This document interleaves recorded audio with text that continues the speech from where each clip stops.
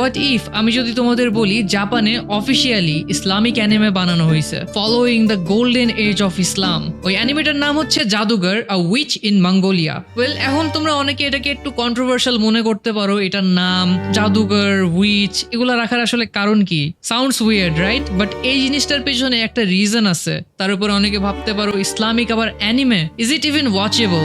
Well, এটা নিয়ে আমরা ভিডিওর সামনে কথা বলবো। বাই দ্য ওয়ে, এই অ্যানিমেটা অ্যানিমেট করছে সায়েন্স আরো স্টুডিও, যারা ডেভিলম্যান ক্রাই বেবি এবং দান্দাদানের মতো অ্যানিমে বানাইছে। আজকের ভিডিওতে তোমরা জানতে পারবা এই অ্যানিমের ক্যারেক্টার সম্পর্কে, এই অ্যানিমের স্টোরি সম্পর্কে এবং এই অ্যানিমের অ্যানিমেশন সম্পর্কে। এবং এই ভিডিওতেই তোমরা এই সব কিছু জানতে পারবা এবং তোমরা লাস্টে এটাও জানতে পারবা এই অ্যানিমেটা তোমরা কোথায় থেকে দেখবা।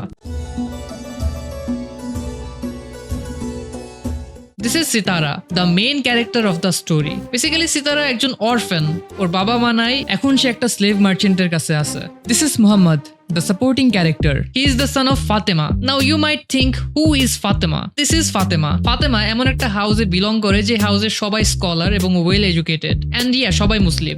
And this is Tolui. He is the youngest son of Genghis Khan. By the way, তোমাদেরকে বইলা রাখি, এই স্টোরিটা ফিকশনাল, কিন্তু এটার যে হিস্ট্রি এন্ড টাইমলাইন ওইটা রিয়েল লাইফের। আর এমন কিছু ক্যারেক্টারও আছে যারা রিয়েল লাইফে এক্সিস্ট করতো। অ্যানিমের গল্পটা শুরু হয় 13th সেঞ্চুরির পার্সিয়ার তুষে, যেটা এখন মডার্ন টাইমের ইরান।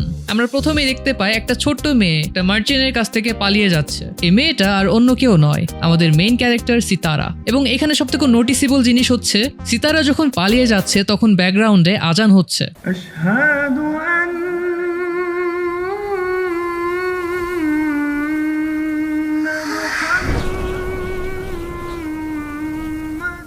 আমার মনে হয় না এখন পর্যন্ত কোনো অ্যানিমেতে আমরা ব্যাকগ্রাউন্ডে আজান শুনতে পারছি, এবং সত্যি বলতে আজানটা খুবই সুন্দর ছিল।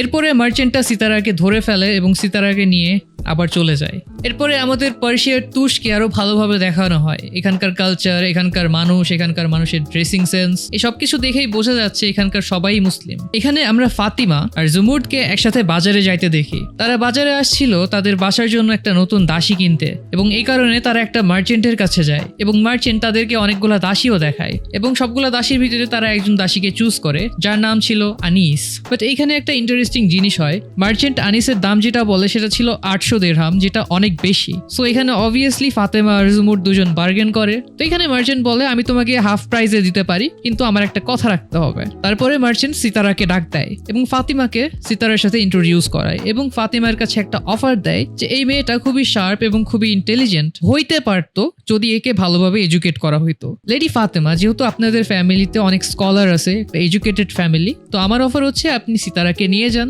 গিভ হার সাম এডুকেশন। তো ফাতেমা এখানে আর কিছু না ভেবে সিতারাকে তাদের সাথেই নিয়ে যায়। এরপরে সিতারাকে পড়ালেখা করানোর দায়িত্ব পড়ে ফাতিমার ভাইয়ের উপরে। ফাতিমার ভাই চেষ্টা করে, কিন্তু সিতারা তো পড়ালেখা করতে চায় না, এমনকি সে চাইছিল ওইখান থেকেও পালিয়ে যাইতে। বাট পালানোর সময় সিতারার দেখা হয় মুহাম্মাদের সাথে। সিতারার মাথায় হিজাব না থাকার কারণে মুহাম্মদ অন্যদিকে তাকায় এবং বলে তুমি কে। এরপরে পেছন থেকে জুমুর চলে আসে এবং সিতারাকে খুঁজে পায়। And throughout this Muhammad বুঝতে পারে যে সিতারাকে পড়ালেখা করার জন্য বলা হইতেছে, but she is not interested. And then সে সিতারাকে খুব ভালোভাবে বোঝায় অ্যাকচুয়ালি পড়ালেখা আসলে কি জিনিস।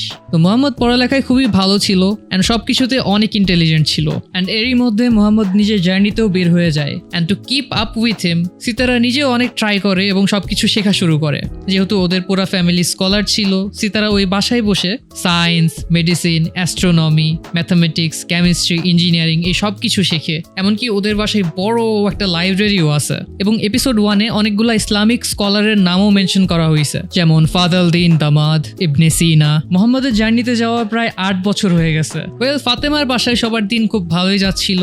সিতারাও সবার সাথে খুব ভালোভাবে মানায় নিছিল এবং কন্টিনিউয়াসলি ঠিকমতো পড়ালেখা করে যাচ্ছিল।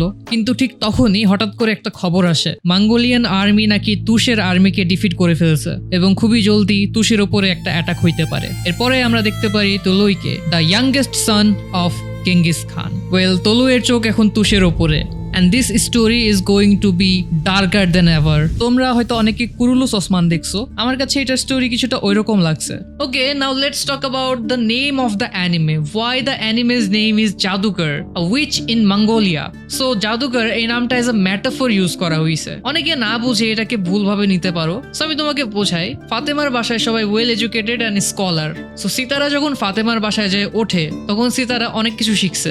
এই মনে করো science, medicine, astronomy, chemistry, mathematics. তো যখন মঙ্গোলিয়ান সোলজাররা ওদের উপর অ্যাটাক করে এবং ওদেরকে নিয়ে যায়, তখন আমাদের মেইন ক্যারেক্টারের মেইন খেলা শুরু হয়। ওর মেডিসিনের প্রতি জ্ঞান অনেক বেশি ছিল, যার কারণে যে কোনো ইলনেস বা রোগের মেডিসিন খুব ভালো করে বানাই দিতে পারতো, এবং যার কারণে সবাই এত জলদি ঠিক হয়ে যেত।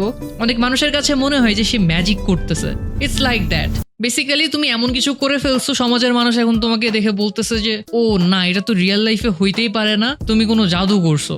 It's like that. So it's a metaphorical name. Well, বুদ্ধিমান মানুষের জন্য এতটুকুই যথেষ্ট। Well, now let's talk about the animation. অ্যানিমেশনের পরে আমরা কথা বলবো এটার ক্রিয়েটরকে নিয়ে, অ্যান্ড এটা তোমরা কোথায় দেখতে পারবে এটাও বলবো। বাই দ্য ওয়ে, আমাদের অ্যানিমে শপে প্রি অর্ডার চলতেছে, so yeah, you can collect your products pre order now and use this promo code for 20% discount. So its animation is fantastic. Well, personally আমার কাছে খুবই ভালো লাগছে, খুবই আই প্লিজিং, এন্ড এটা অন্যান্য অ্যানিমের আর্ট স্টাইল থেকে না অনেক ডিফারেন্ট। তোমরা যদি জীবনে স্টোরি বুক পড়ে থাকো, ওইটার ভিতরে কিছু আর্ট স্টাইল দেখবা, বা মিডিভাল এরার কিছু ম্যানুস্ক্রিপ্টের আর্ট স্টাইল ছিল না, এই অ্যানিমেশনটার আর্ট স্টাইল না ঠিক ওই রকম।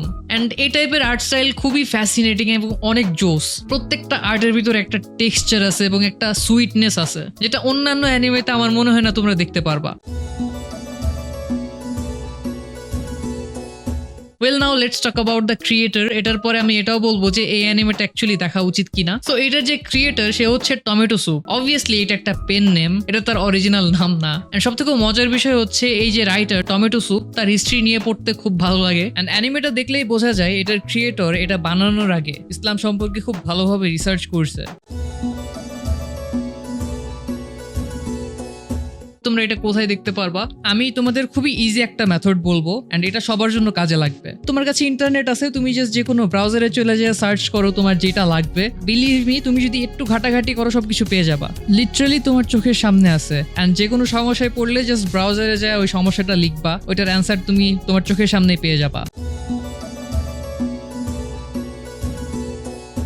এটা কি অ্যাকচুয়ালি দেখা উচিত? এখন ইট ডিপেন্ডস অন ইউ, এটা তুমি দেখবা কি দেখবা না। তোমার নিজের উইল আছে এবং তুমি ওটাকে কন্ট্রোল করতে পারো। এন্ড লজিক্যালি যদি অ্যান্সার দেই, আমাদের জেনারেশন ছোট থেকে বড় হওয়ার সময় না কার্টুন দেখে বড় হয়, এবং বড় হয়ে হয়তো অনেকে অ্যানিমেও দেখে। এগুলো এতটাই নর্মালাইজ, কেউ তেমন কিছু একটা মনে করে না। তুমি হয়তো অলরেডি কার্টুন বা অ্যানিমে কনজিউম করতেছোই, ওইখানে আরো ব্রুটাল আর আরো ডার্ক জিনিস আছে। সো তোমার কি মনে হয় এই অ্যানিমে কি ওইগুলার থেকেও বেশি বেটার না? সো ওইগুলা যেহেতু তুমি দেখতেছোই, সো ওইগুলা দেখার থেকেও এইটা দেখা লজিক্যাল না?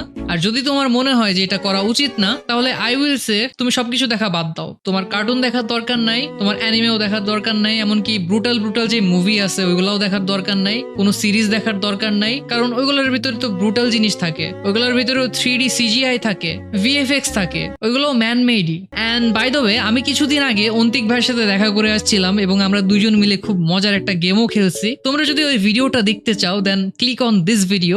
Well, thank you for watching. Share this video to your friends and subscribe.